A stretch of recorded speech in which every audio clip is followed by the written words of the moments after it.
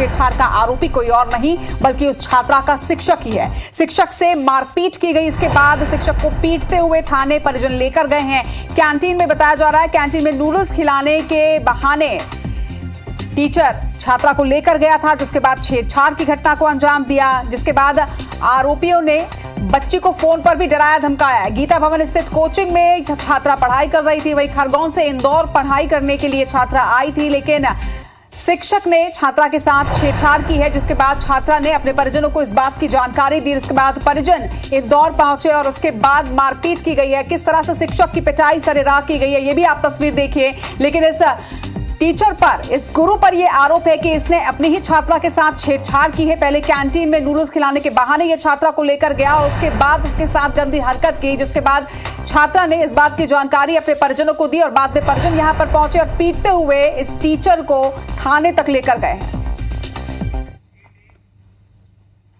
की नीट के लिए तैयारी कर रही है, तो इन टीचरों ने उस बच्ची के साथ शोषण किया।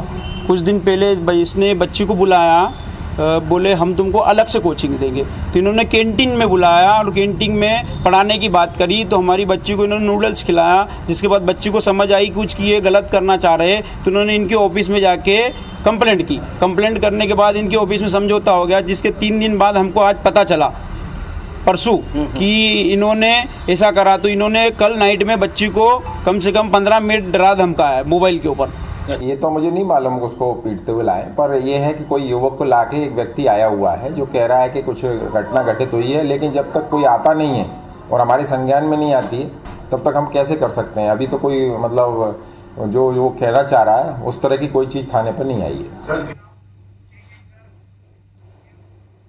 और इस खबर पर ज्यादा जानकारी के साथ हमारे इंदौर संवाददाता अंशुल मुकाती इस वक्त हमारे साथ है। अंशुल, एक ही सवाल इस खबर पर कि देश के सबसे स्वच्छ शहर में ये कैसी गंदी हरकत एक टीचर की।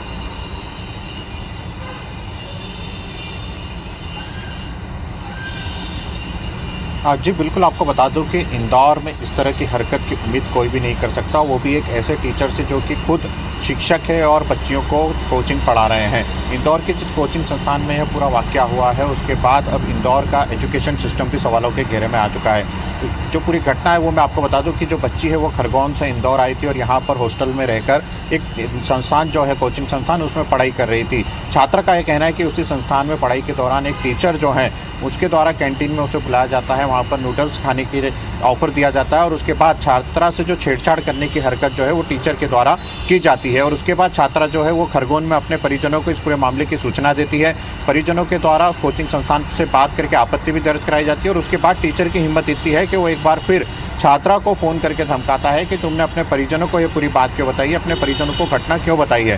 पूरा मामला जब प्रकाश में आता है तो उसके बाद परिजन जो है वो खरगोन से इंदौर के लिए निकलते हैं और आज तड़के जब परिजन इंदौर पहुंचते हैं तो वो टीचर को पकड़ते हैं और टीचर की पिटाई करते हुए उसे निर्वस्त्र करते हैं और उसे निर्वस्त्र कर इंदौर के थाने लाया जाता है। तुकोगंज थाने पर उस टीचर को ला करके पुलिस के सुपुर्द किया जाता है। उसके पहले अच्छे से उसकी पिटाई की जाती है और उसके बाद यहाँ पर जो पूरा मामला है वो सामने आता है। पुलिस के द्वारा हालांकि फिलहाल इस पूरे मामले में सिर्फ इतना ही कहा गया है कि जो छात्रा है उसको बुलाया जा रहा है, छात्रा के जो बयान है वह पुलिस के द्वारा लिए जा रहे हैं और उसके बाद पूरे मामले की जांच जो है वो पुलिस के द्वारा शुरू की जाएगी।